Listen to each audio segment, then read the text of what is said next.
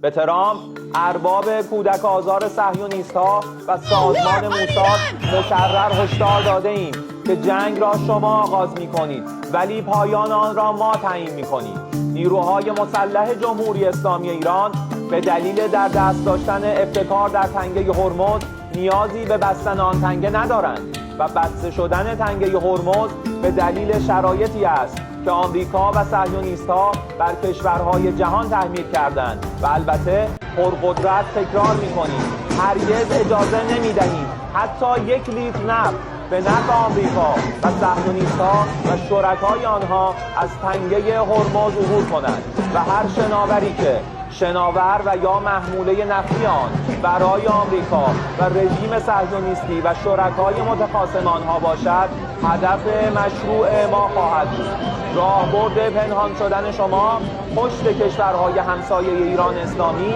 و مسلمان منطقه غرب آسیا و بلکه جهان منقضی شده است.